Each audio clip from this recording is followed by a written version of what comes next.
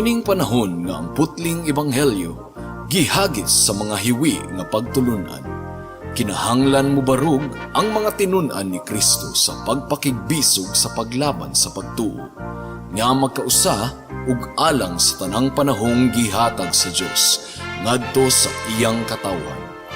Maoy hinungdan nga namugna kining tulumanon ang putling ebanghelyo.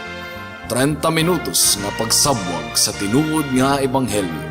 Kauban ni Pastor Jeremias Hangad, ang putling ebanghelyo.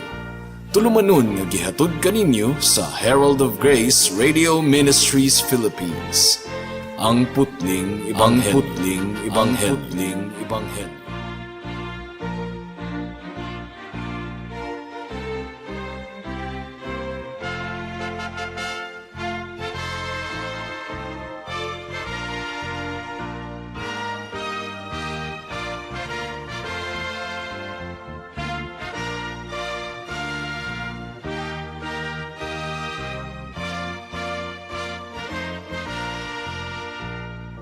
Alang sa pagpamalandong sa pulong sa Ginoo niining takna atong pag-aablihan ng atong Biblia sa Mark chapter 16 verse 1 hangtod sa verse 8. Apan sa dili pa akong gipaabot once again ang akong pagpanimbaya sa akong 94 years old nga lolo nga si Isabelo Lauri Sr. And belated happy birthday sa akong anak nga si Hannah Grace, October 22. And happy birthday sa akong nanay, si Nanay Kunsing Lauri Hangad, October 24. Mark chapter 16 verse 1 to 8 ang giingon dinhi, sa paglabay sa adlawng igpapahulay si Maria Magdalena, si Maria nga inahan ni Santiago ug si Salome namalit og mga pahumot aron idihog sa lawas ni Jesus. Ug sayo kaayo sa Domingo sa buntag, sa misubang na ang adlaw, miadto sila sa lubnganan. Sa ilang pagpanglakaw nag-ingon sila, kinsa may atong paligiron sa bato aron pag-abli sa lubnganan. Dako kaayo kining batuha. Unya sa pagtan-aw nila, ilang nakita nga naligid na ang bato nga gitabon sa lubnganan. Ug sa pagsulod nila sa lubnganan, nakita nila didto ang usa ka batan-ong lalaki.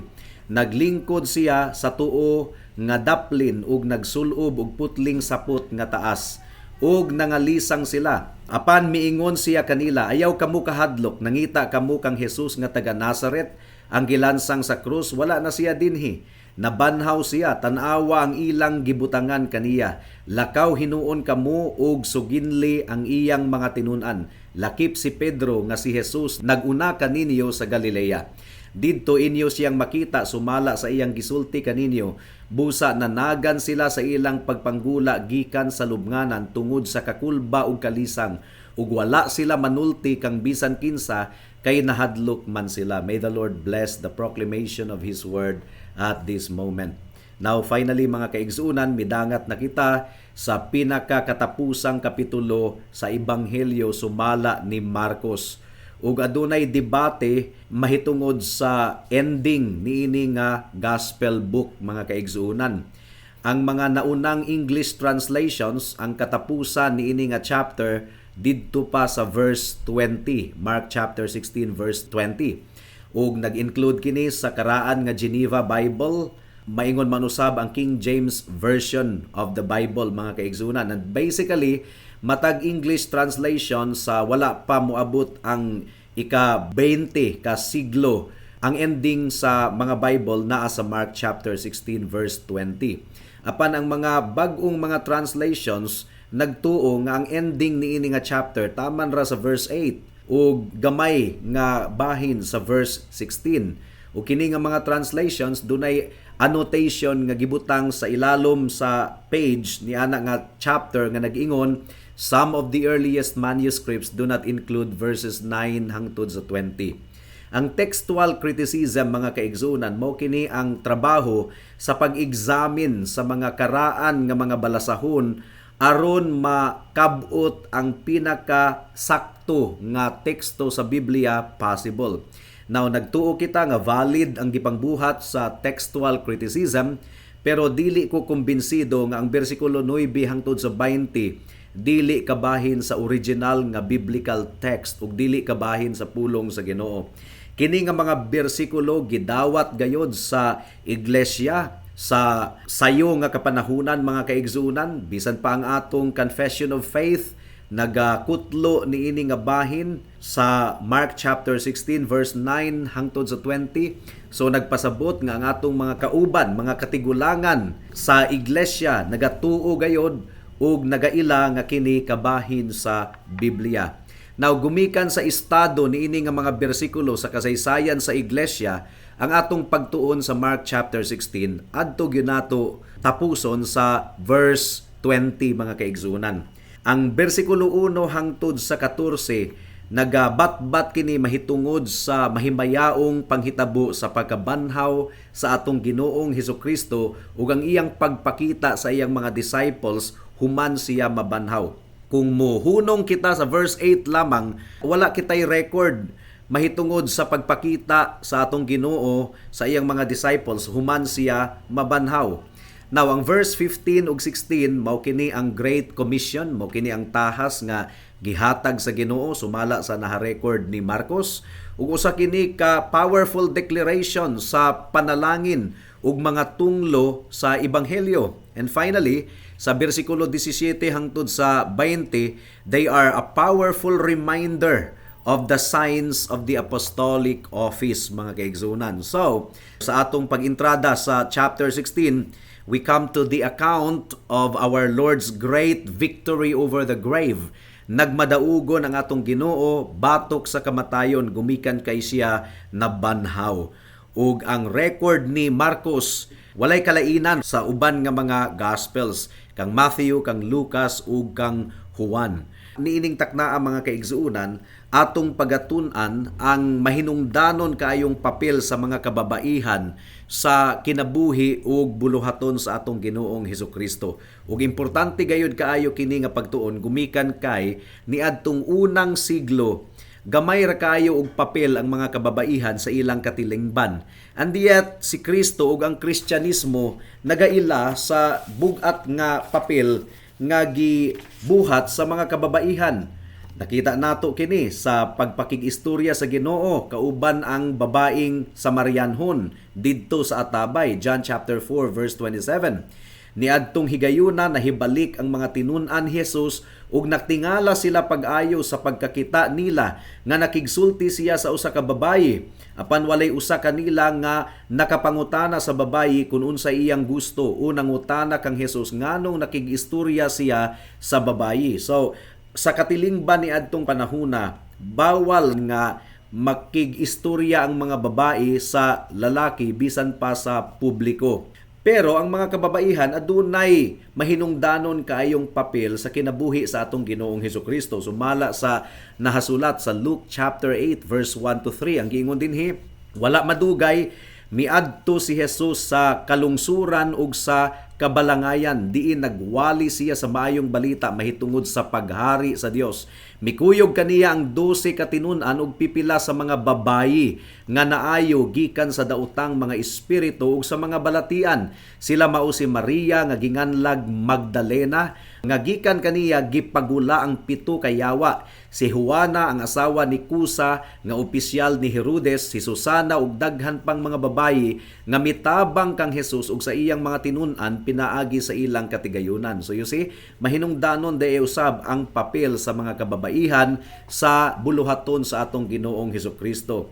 Now gumikan kay tataw kaayo ang Biblia nga wala gyud babae nga pastora, walay babae nga mo dumala og iglesia mga kaigsuunan. Mga kalalakihan ra gyud ang klaro kaayong gihatagan og tahas niini sa Biblia. Daghang mga Kristohanon nga nagtuo nga walay bili ang mga kababaihan. Dili ka na tinuod mga kaigsuunan. Daghang mga nagtuo nga ang mga kababaihan walay bili. Well, dili ka na tinuod. Dunay bili ang mga kababaihan sa sulod sa iglesia bisan og dili sila gitugot nga mahimong mga pastora kay wala man gyud na sa Bible. Ang papel sa mga kababaihan mahinungdanon kaayo sa early church. It was at Mary's house, balay ni Maria, dili Maria nga inahan ni Jesus ha, Maria nga inahan ni Marcos. Ang balay ni Maria ang gitiguman sa ilang panagsimba sumala sa Buhat kapitulo 12 bersikulo 12. Ang giingon dinhi, Sa pagkamatngon ni Pedro sa tinuod nga nahitabo kaniya, miadto siya sa balay ni Maria nga inahan ni Juan Marcos nga ginganlan usab og Marcos. Daghan ang mga tawo nga nagkatigom didto og nagampo. So, it was at the house of Mary, the mother of John Mark, diin nagtigom ang iglesia. Ug adunay mga examples nga gihatag kanato ang Biblia mahitungod sa matinud-anon nga mga kababaihan susama kang Tabitha. Sumala sa naha-record sa Acts chapter 9 verse 36 hangtod sa 39. Ang giingon dinhi, sa Joppa dihay usa ka babayi nga tinun-an nga ginganlag Tabitha, nga sa Griego pa Dorcas. Kanunay siyang nagbuhat og maayo ug nagtabang sa mga kabus. Niadtong higayunan nasakit siya ug namatay. Gihugasan nila ang iyang patayng lawas o gihaya didto sa usa ka lawak sa itaas. Ang Joppa dili kaayo layo sa Lida ug sa pagkadungog sa mga tinun-an didto sa Joppa nga si Pedro didto sa Lida, nagsugo silang duha ka tawo sa pagpahibalo kaniya nga paadtuon siya sa Joppa sa labing madali. Busa mikuyog si Pedro kanila ug sa pag-abot niya gidala siya ngadto sa lawak sa itaas. Unya gialirungan si Pedro sa tanang biyuda nga naghilak ug ilang gipakita kaniya ang mga bisti ug mga kupo nga gibuhat ni Dorcas sa buhi pa siya. Now, adunay bili ang mga kababaihan sa ministeryo ni Apostol Pablo, mga kaigsuunan. Romans chapter 16 verse 1 hangtod sa 2. Ang giingon dinhi, ipaila ko kaninyo ang atong igsuon nga si Phoebe nga nag-alagad sa simbahan sa Sincrea. Sa ngalan sa Ginoo dawata siya ingon nga angay gayong buhaton sa katawhan sa Dios ug tabangi siya sa tanan niyang gikinahanglan kay daghan siyag natabangan lakip kanako. So babayi kini pero nakatabang kayog dako sa buluhaton ni Apostol Pablo. Now, usa sa mga qualifications sa mga pastors ug mga diakono sa sulod sa iglesia mao nga ang ilang mga asawa ligdong ug kinaiya. Unang Timoteo kapitulo 3 bersikulo 11. Kinahanglan ang mga babayeng katabang maayo usab ug kinaiya ug dili tiglibak, maugdang ug dili limbungan. Ug kasagara sa mga translations gi-translate kining pulong nga gun sa Greek language ingon nga wives sa mga pastors or mga asawa sa mga pastor ug mga diakono. Ug gilarawan ni Apostle Paul ang bili sa mga kababaihan sa sulod sa iglesia nga sila kuno mo'y mutudlo sa mga batan-on nga mga babayi. So it's women, older women teaching another women, younger women in the church. Titus kapitulo 2 bersikulo 3 hangtod sa 5 ang gingon dinhi, tudloi sa balaang pagkinabuhi ang mga hamto nga babayi. Kinahanglan dili sila manlibak ug maghubog-hubog. Kinahanglan nga ang maayo mao ilang itudlo aron sa pagbansay sa batan-ong babayi sa paghigugma sa ilang mga bana ug kabataan. Patudloy usab nila ang mga batan-ong babayi sa pagpugong sa ilang kaugalingon ug sa pagkinabuhi nga putli, maayong muatiman sa panimalay ug matinahuron sa ilang bana. Sa ingon walay makabiay-biay sa mensahe sa Dios. Now, daghan kayong mga opportunity sa sulod sa iglesia diin ang mga kababaihan mahimong makapangalagad. Pwede silang magbisita sa mga dunay sakit didto sa hospital. Pwede silang mutabang sa pag-decorate sa simbahan. Pwede silang mag-organize og prayer ministry, mag-ampo alang sa mga alampuanan, mga kauban nga mga kababaihan. Pwede silang mutabang sa pagpa-plaster sa bulletin board ug bisan pa sa pag-record sa mga butang ug mga finances sa church, mga recording ministries, mga kaigsunan. So sa nahabiling higayon sa atong pagpamalandong niining taknaa, atong tun-an ang oras diin kadtong mga kababaihan miadto sa lubnganan sa atong Ginoong Hesukristo kay doon na sila'y dala nga mga pahumot o mga panakot aron idihog sa patayng lawas sa atong Ginoo. Ug ato usab nga tan-awon ang mga babag sa ilang pag-adto didto sa lubnganan. And may the Holy Spirit help us sa nahabiling takna sa atong pagpamalandong niining higayuna. Una, atong matikdan mga kaigsuunan ang oras sa ilang pag-adto didto sa lubnganan sa atong Ginoong Hesukristo. Sayo kaayo sa buntag, kaadlawon pa, Matod sa bersikulo 2 sa atong teksto, human misidlak ang adlaw. Pero matod pa sa Luke chapter 24 verse 1, sayo kaayo sa pagkadomingo sa buntag. Pero ang giingon sa John chapter 20 verse 1, samtang ngit-ngit pa. So buot pasabot niini mga kaigsuonan, sayo gayod kaayo silang miadto sa lubnganan sa atong Ginoong Hesukristo.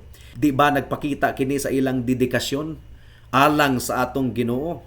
Ma-imagine nato nga wala gyud tingali tulog kining mga babayhana kay giandam pa nila ang mga panakot ug mga pahumot aron idihog sa patayng lawas sa atong Ginoong Hesukristo ug nagpaabot sila nga mo landag-landag og jutay or makaadlawon na aron sila moadto didto sa lubnganan aron dihugan nila og pahumot ug panakot ang patayng lawas ni Jesus.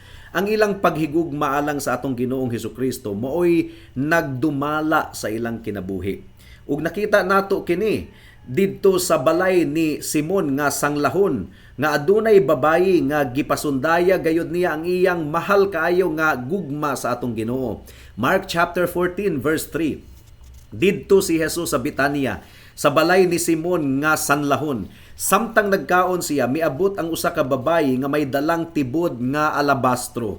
Puno kini sa mahalon kaayong pahumot nga gihimo gikan sa lunsayng nardo. Gibuak niya ang tibod o gibubo ang pahumot sa ulo ni Jesus. Now kasagara sa atong kapanahunan karon, dili gayod mapasundayag ang gugma alang sa atong Ginoong Hesukristo. Daghang mga Christians kunuhay nga dunalay mga jutayng babag sa pagsimba ug pagpangalagad, muatras na. Pero kining mga babayhana, mga kaigsuunan, taliwala sa mga babag. Wala gayod sila muatras. Sa atong kapanahunan karon, mala ang pagpangalagad sa Ginoo sa uban nga mga Kristohanon nga gaangkon nga sila magtutuo sa atong Ginoong Hesukristo. Hinaot nga ang matag usa kanato aduna gayoy mainitong pagbati sa atong pagpangalagad sa Dios diha sa iglesia, sa atong pagampo ug sa atong pagtuon sa iyang pulong. Ma-imagine nato ang naa sa hunahuna niining mga babayhana. Nasyak pa sila sa panghitabo nga si Kristo gilansang dito sa cross, nasubo pa sila, puno sa kasub-anan ang ilang kasing-kasing ug ang mga disipulo sa atong Ginoong Hesukristo nanago, mikaratil og dagan, nangikyas, pero kining mga babayhana nagpabilin.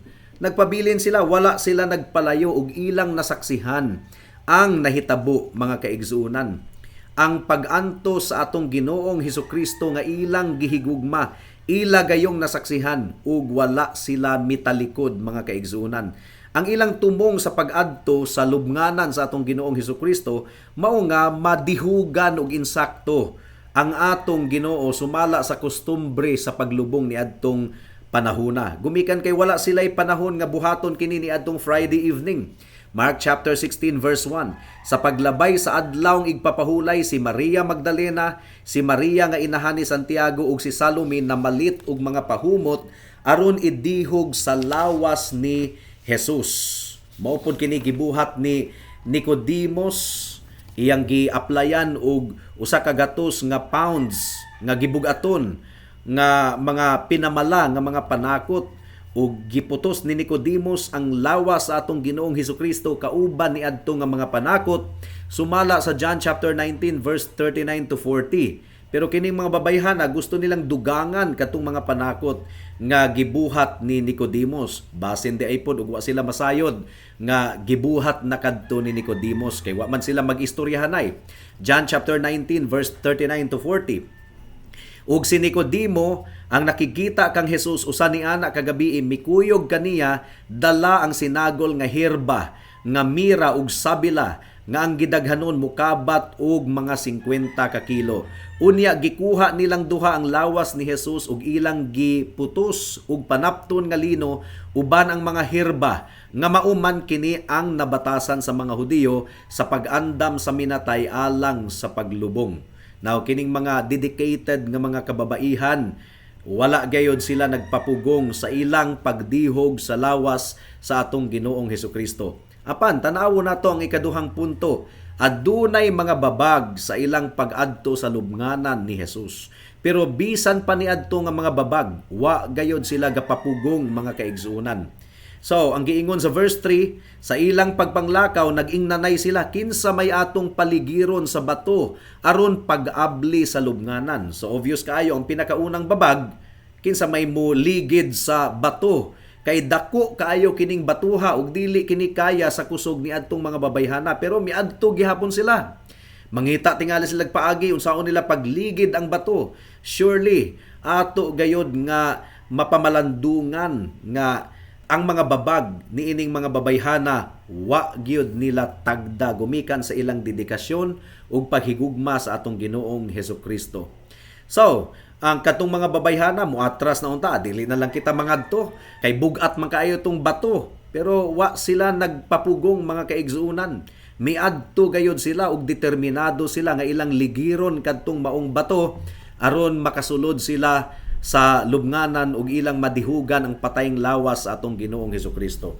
Ug aduna pay lain pang mga babag ang girecord ni Matthew mga kaigsuunan nga aduna pay linog nga nahitabo, kusog nga linog.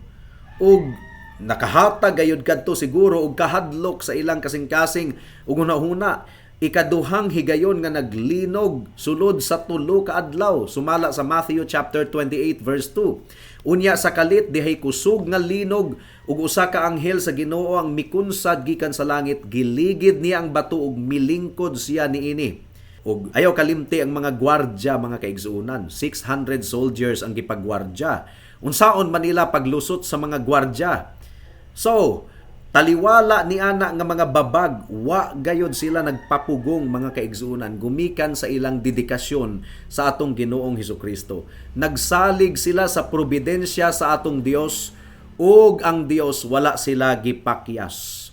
Wala gayod sila gipakyas sa Dios, gumikan kay nasayod ang Ginoo sa ilang kasing-kasing sa pagpangalagad kaniya. Matud pa ni Matthew Henry, note, they who are carried by a holy zeal, ang dasig kuno kayo sa pagpangalagad sa Ginoo, to seek Christ diligently, ang makugihon nga nangita sa atong Ginoo, will find the difficulties that lie in their way strangely to vanish.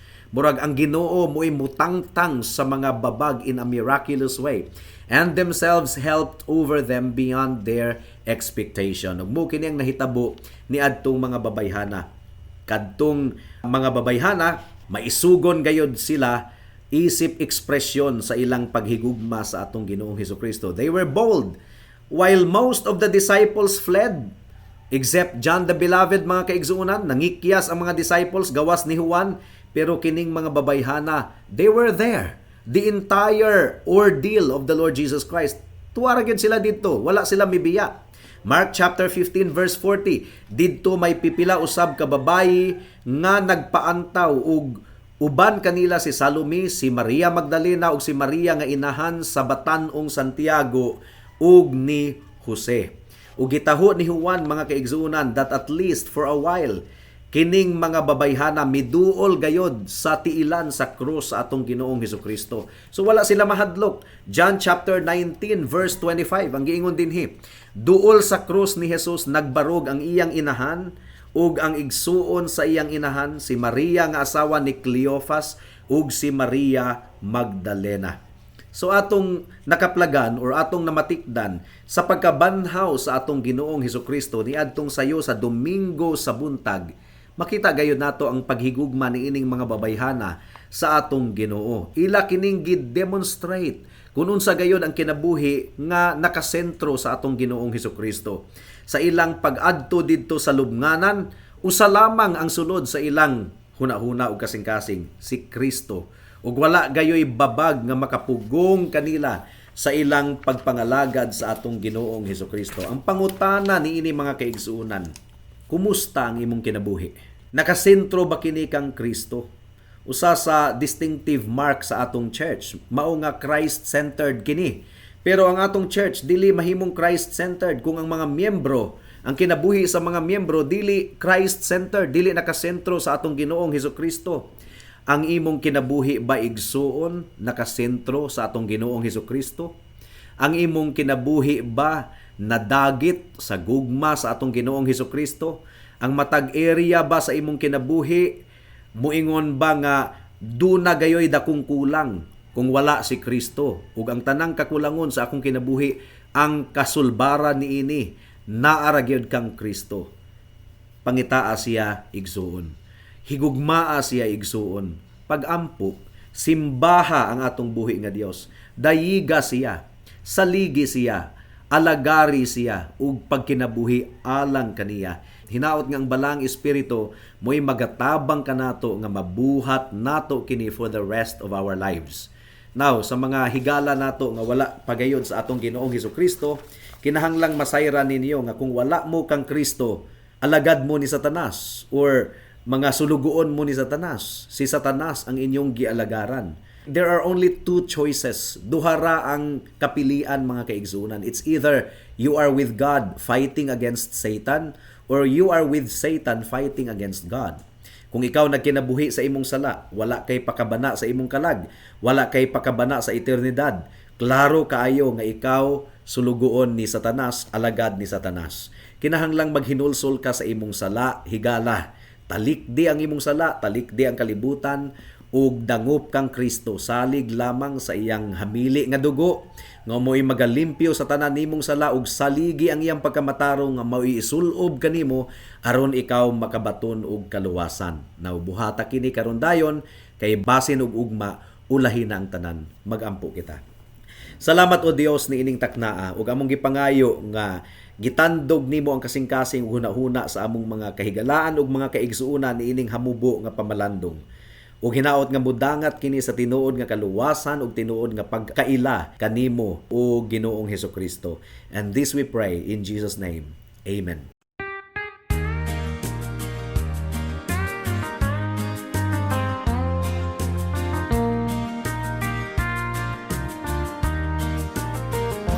There's a land that is fairer than day, and by faith we can see it afar, for the Father waits over the way to prepare us a dwelling place there in the sweet by and by.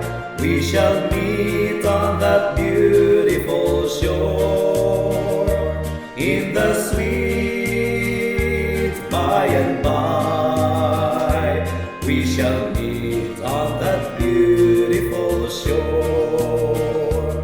We shall sing on that beautiful shore the melodious songs of the blessed, and our spirits shall sorrow no more.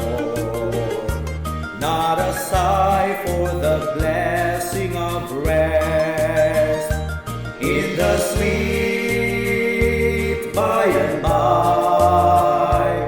We shall meet on that beautiful shore in the sweet by and by. We shall meet on that beautiful shore.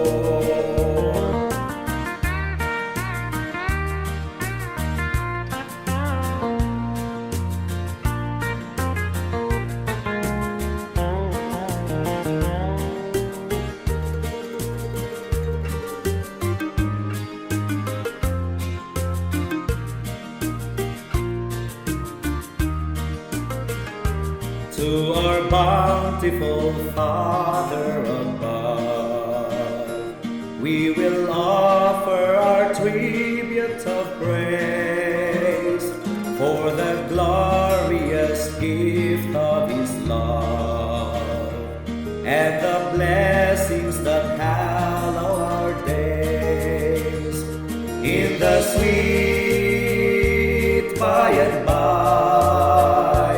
We shall meet on that beautiful shore in the sweet by and by.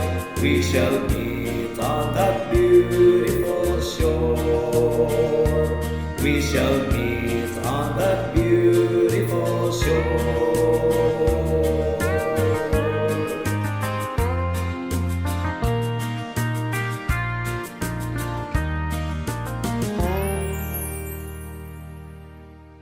Alang sa dugang nga mga pangutana, mahimong mo text kang Pastor Jeremias hangad sa 0935 744 3030.